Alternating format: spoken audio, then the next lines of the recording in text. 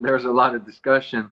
Obviously, bringing everything up to date was the most important because it was a long process. But um, it the process going through that is not only to make it fair, but it's to make a number that is actually working with the 8 teams per side formula. So, um, like it was tough to take the point that you get in the season, your standing in your division, also the fact that teams were on the verge of making the playoff, and kind of mixing everything with an amount of team that would have make it work. And 24 has always been the best number, unless you decide that the season stops and you take the first 8 teams of both conference. So there's a lot of talk back and forth. I was trying to bring our team up to date. Some guys have ideas. They share it with me that I was able to share with the board. So these things of that nature that was kind of discussed between me and the rest of my teammates. Does it answer your question? Yes, it does. Thank you. Next, we'll go to Rob Rossi with The Athletic. Rob, you can unmute yourself. I think I did. Hey, Kris, good to see you. I hope everybody's well. I guess my first question before I get to the second one is, do you have any reservations about playing given your sort of medical history? Not at all. I mean, I had my fair share of questions, and they all been answered. And certainly, I can say that I would be safe to play. Great. That's great news. Secondly, guys are going to be in a unique situation where most of them have not skated for the longest time in their lives. You're going to be going into sort of an individual workout mode and then a training camp, and then right into like the highest level of competition. How do you, as an athlete, prepare yourself for that, knowing what's at stake in terms of a chance to win the Stanley Cup, but it not being anything like you've had a chance to prepare for before?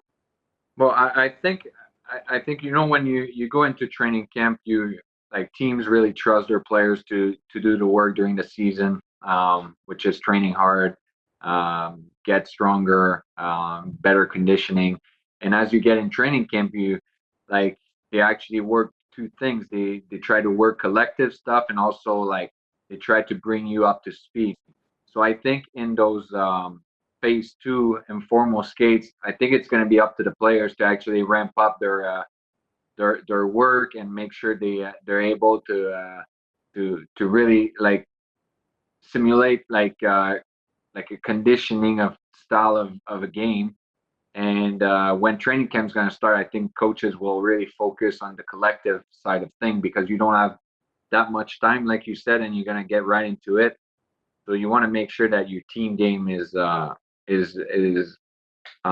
notch. So I think it's going to be really up to the players to do the work in that phase 2, on the ice, and off the ice.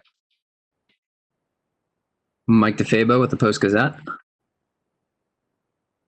Hey, Kris, thanks for making the time for us. I do appreciate it. From what I understand, I guess one of the things that still needs to be ironed out is the format for the first and second rounds, the rounds of 16 and 18. There's discussion whether it's going to be 5-game series or 7-game series. I'm curious, as a player rep, just kind of what's your opinion on that, and what kind of discussions have you had with your teammates about those specific points? I obviously I talked I talked to a bunch of guys, and one thing that comes up often is the fact that everybody's used to the best of 7. You know how it's structured. You know how it feels if you lose the first 2 or you win the first 2, or you kind of know all the scenarios that can go through a best of 7. I don't think there's any players in this league right now that played back in the day on the 3-on-3 best of 5. So I think it's just an easier thing to just put a best of 7, because everybody knows what to expect, and you have no excuses of not being prepared for that. Wes Crosby with NHL.com. Hey, Kris, thanks for doing this. I appreciate it. When we spoke to Jim Rutherford yesterday, he said that the Lemieux facility should be available sometime within the next week and a half. Do you have a general plan of when you figure to be back there? I don't know like a special date, but obviously it's something I want to be part of. I know like the Penguins always put us in the best situation and to succeed and to be safe. So obviously I think the right play is to come back and practice within our facility with our staff and our players. We'll go back to Seth Rohrbach. Kris, the NHL and the NHLPA haven't always agreed on a lot of matters, but on this, it seems like they're working together very well. Whereas baseball, there's a lot of arguments. Why do you think you guys have worked so well on this issue together? Well, I mean, I think everybody wants the same goal here. It's to grow the game and make sure that we make our sport proud. So, but at the same time, I think every question about the safety, which is the most important thing for everybody, I think that's what's been the focus on, and I think the NHL and the NHLPA agrees on that. So, but we both have the main goals here, and we want what's best for our sports and the safety of people around us. Mike DeFabo. Hey, Kris. As a part of Tuesday's presentation, Gary Bettman said that Pittsburgh is being considered as one of the hub cities. I'm curious, from your point of view, do you feel that there are any advantages to playing on your home ice, even if it's in front of no fans, or do you feel like it's a level playing field because there are no fans to begin with? I mean, I think you can use the fact that you're at home. But I think from what I heard, guys, even if they play in their own city, they would have to be put in a hotel away from everybody. But maybe the fact that your boards, your building better, the way it's set up, I guess. But I don't think there's much advantage, Michelle Crecchiolo, PittsburghPenguins.com. Hanger, I got the softball for you as always, but I mean, I know there's still a long, long way to go, but just how does it feel to even just have a little bit of forward progress with the announcement that came the other day? Oh, it's great. I mean, the guy's been like sitting home, not really. They don't really know what to expect, and when you have a plan, obviously that there's, like you said, there's a long way. But if you have a plan established, it's already a good sign. So we just now have to make sure that guys are getting ready in the safest environment possible and get ready to play. Rob Rossi. Hey, Kris, and I forgot to say thanks for doing this. You're one of three guys that have won, 3 with the Penguins. Guys are all at the point in your careers where I think probably every opportunity is precious. Knowing that, do you look at this situation and think it's a better or worse chance than maybe a normal situation, given that you've been through a lot in the playoffs before and there's an experience level there that some of these teams just may not have had, even if it's a different type of experience? I mean, we're always gonna bank on guys like Sid, Gino, Matt. That's got tons of success in the playoffs. So obviously, experience is a big factor. In this case, though, it's so different. Guys are really starting from scratch. So there's no momentum going in. I think it's like there's no favorites. What would I say? Everybody's starting equal, so I think it's a great opportunity for every single team, So I don't think it's a better one or a worse one for any teams. I think the fact that we'll be in a stoppage for maybe 4 months before we start really playing games, there's no really advantage for anyone. Wes Crosby. Hey, Kris, kind of going off of that, looking ahead to that matchup with Montreal, despite them being that 12th team, just what challenges do you think they present, given the fact that it is kind of a even playing field there?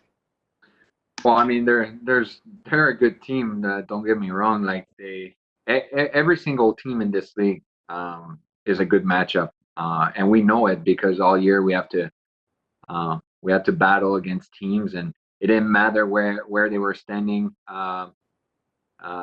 in the league. Every night is a good matchup, and Montreal obviously are a young team. They're fast. A lot of energy around their forwards, and people know that they have a great goaltender in Carey Price. So, but as far as our team, I think we have to focus on just be better and trying to get fit for the challenge. And at the end of the day, I think it's a great opportunity. We battle all year. We know what it takes to win and battle through a tough opposition. So I think we'll just do that in the postseason and try to keep rolling. We'll take a couple more here. Seth, go ahead. Kris, how much concern is there for guys who are pending free agents and guys who might need games to add to their service time to get to free agency, et cetera?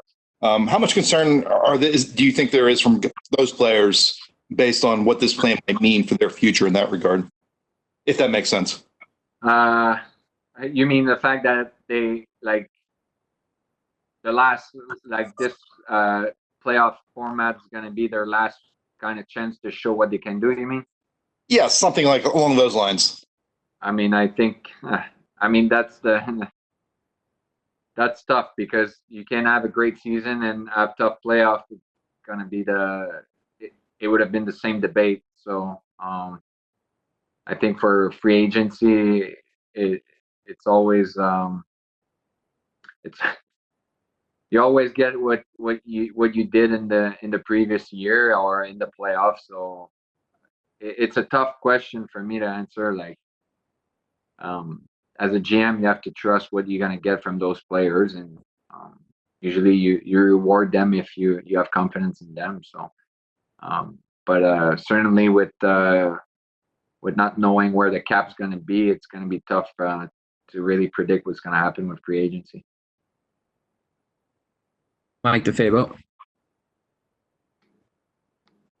Kris, the vote that you guys took on Friday was a significant vote and a nice step towards returning to play. But I'm sure that all of the questions aren't answered and all of the details aren't ironed out before the players are ready to completely head back. As you've been talking with your teammates and also with all the other player reps, are there particular concerns that have been brought up that you feel like might be stumbling blocks or areas especially of concern that players have pointed to that you think might need to be ironed out before players agree to come back? Well, obviously the safety of the players, safety of the people that will be traveling and be part of the group that goes there. That's the number one thing. Guys want to be secure there, and I think the families do. It's a situation that it's not a road trip for 7 days or 10 days like we were used to in the season. Guys going to be away from their family for an extended period of time, and their kids. So I think there's a lot of things to really focus on this part of it. And Rob, go ahead.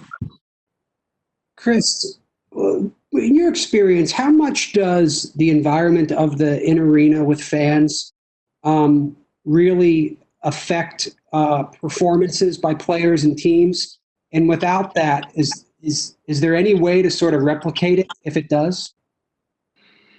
In the emotional, not replicate the noise, the emotion of it all. I mean, it's going to be so different. But honestly, guys will get used to it quick. They're gonna be in the zone. They're gonna be focusing. It's gonna be so different. But eventually, after maybe a period or two, or maybe a game, you're gonna get used to it. So things shouldn't affect, I think, the guys at all. You know what you're playing for, and your focus should be mainly on that. Okay, and then before we wrap up, I just have two pre-submitted questions. I know you talked about Montreal a little bit, but is there something about the way they play or an asset that they have that people who aren't players or coaches might not recognize? A lot of skill, and they're really fast. That's something that we've seen in the last few years. We know that they traded a lot of guys away and try to get really young and try to rebuild. So they have tons of skill and speed. So and it's probably something people don't really appreciate enough from them. Then the last one is, how does Alex feel about his nomination for the top team video in the NHL Fan Choice Awards? I mean, he's laughing. He would like to win. Obviously, he's sending all his friends little videos and text to vote for him. You think it's pretty funny, I guess.